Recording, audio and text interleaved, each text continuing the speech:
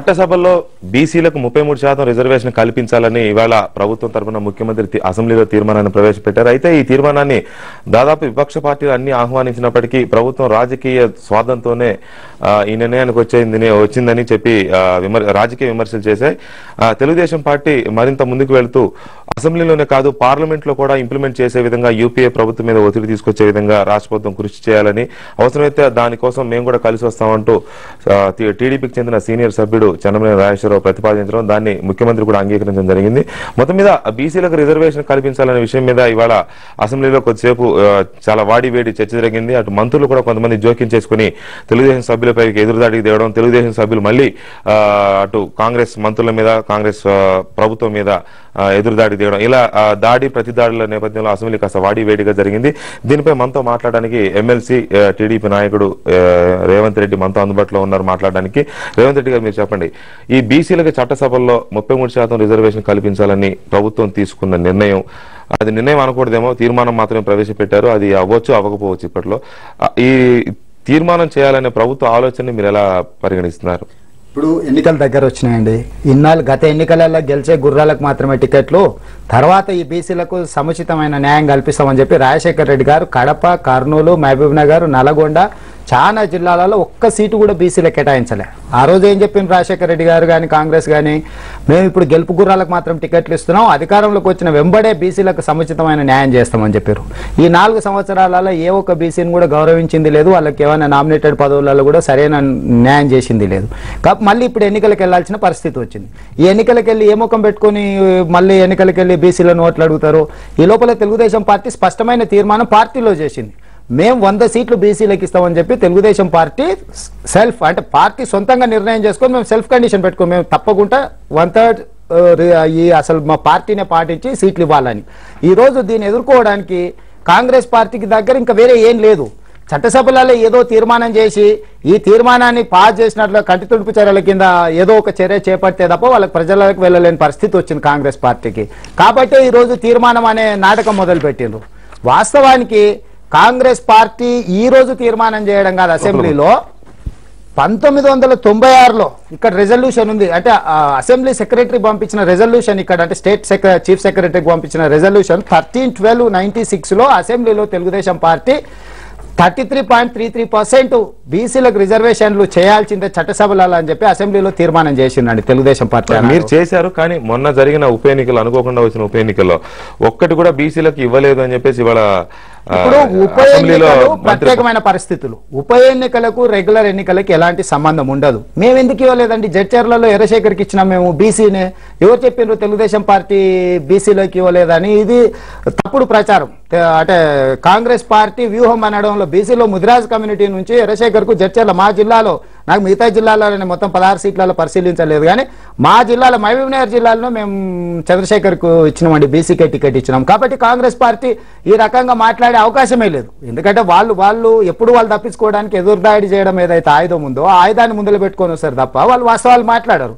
మేము ఈ రోజు ఏమన్నా ఇప్పుడు ఇదే కాదండి, మేము అసెంబ్లీలో తీర్మానం చేసినాం, దీన్ని సెంట్రల్ గవర్నమెంట్ కూడా పంపించింది. ఆ రోజే 96లోనే చీఫ్ సెక్రటరీకి లెటర్ రాసి చీఫ్ సెక్రటరీ నుంచి సెంట్రల్ గవర్నమెంట్ కు కమ్యూనికేట్ చేయడం జరిగింది. దీంట్లో రాజకీయం ఎంత ఉంది? అప్పుడు కూడా దేవేగౌడ ప్రధానిగా ఉన్నారు, బీజేపీ మీకు మద్దతుగా మీరు మద్దతు ఇస్తూ ఉన్నారు అప్పట్లో, అప్పుడు మీరు సాధించలేకపోయారు దాన్ని. ఇప్పుడు కాంగ్రెస్ పార్టీ తెలుగుదేశం చిత్తశుద్ధిని అసలు శంకించాల్సిన అవసరం లేదు. ఎందుకంటే స్థానిక సంస్థలలో 1/3 రిజర్వేషన్లు తీసుకొచ్చి మహిళలకు బీసీలకు రిజర్వేషన్లు తీసుకొచ్చి స్థానిక సంస్థలలో బీసీలను పాలితులుగా ఉన్న బీసీలను పాలకులుగా చేసిండ్రు.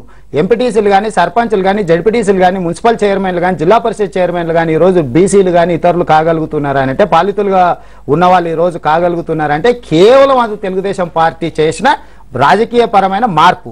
కాబట్టి ఈరోజు తెలుగుదేశం చిత్తశుద్ధిని ఏమాత్రం అసలు శంకించాల్సిన అవసరం లేదు. కేంద్రంలో ముఖ్యంగా లీడ్ చేసే ప్రభుత్వాలు లీడ్ తీసుకోవాలి వీటిని తీర్మానాలకు.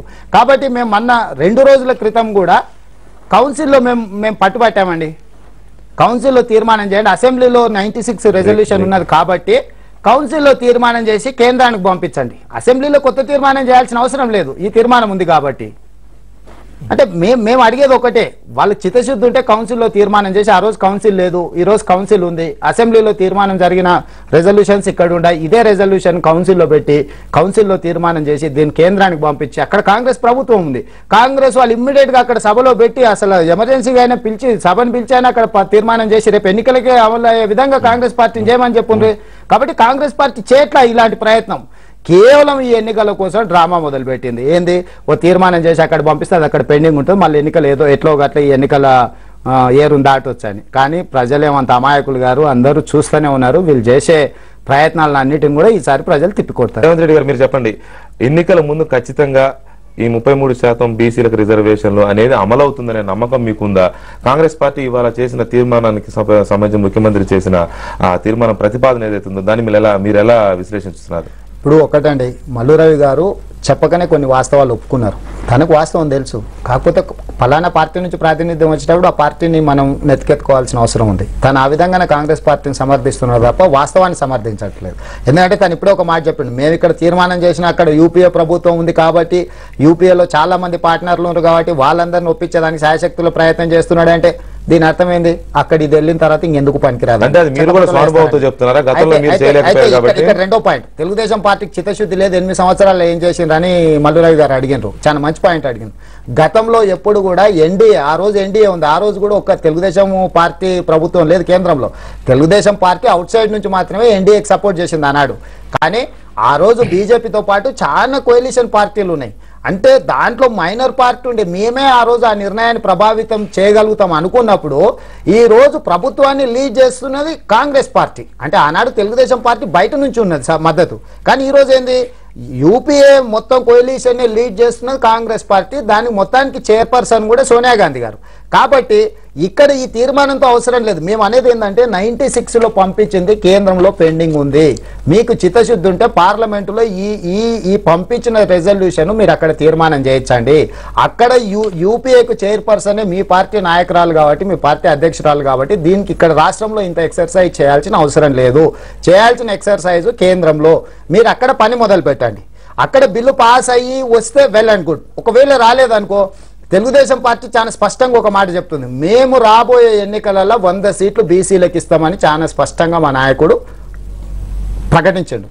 ఈరోజు కాంగ్రెస్ పార్టీ కనీసం దాంట్లో 1% చిత్తశుద్ధి ఉన్న రాబోయే ఎన్నికలలో బీసీలకు ఎన్ని సీట్లు ఇస్తుంది, రెజల్యూషన్ పాస్ అవుతుందా పాస్ కాదా పక్కన పెట్టండి. రాబోయే ఎన్నికలలో అసెంబ్లీలో గానీ పార్లమెంటులో గానీ బీసీలకు ఎన్ని సీట్లు ఇస్తారో కాంగ్రెస్ పార్టీని ప్రకటించమని ఉంది.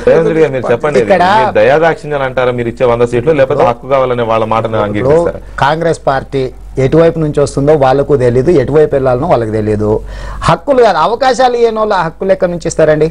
ఎస్సీ ఎస్టీలకు వాళ్ళకు వచ్చిన హక్కులు కూడా వీళ్ళు ఇచ్చినాయి కాదు. అంబేద్కర్ గారు రాజ్యాంగం రాసి ఆయన కల్పించిన హక్కులు. దాని తర్వాత స్థానిక సంస్థలలో, ఒకవేళ ఈ రాష్ట్రానికి వస్తే స్థానిక సంస్థలలో రిజర్వేషన్లు కానీ అవకాశాలు కానీ హక్కులు కానీ కల్పించింది అది ఎన్టీ రామారావు గారు. ఇప్పుడు కూడా ఇంతకుముందు కూడా తను చెప్తుండ్రు ఏదో 2-3 మంత్రి పదవులు మేము స్పీకర్ను చేసినాం, హోమ్ మినిస్టర్ని చేసినాం, రెవెన్యూ మినిస్టర్ని చేసినాం, ఇరిగేషన్ మినిస్టర్ని ఎస్సీని పెట్టున్నాం. చాలా రకాల పదవులు తెలుగుదేశం పార్టీలో బీసీలకు వచ్చిన అవకాశాలు కానీ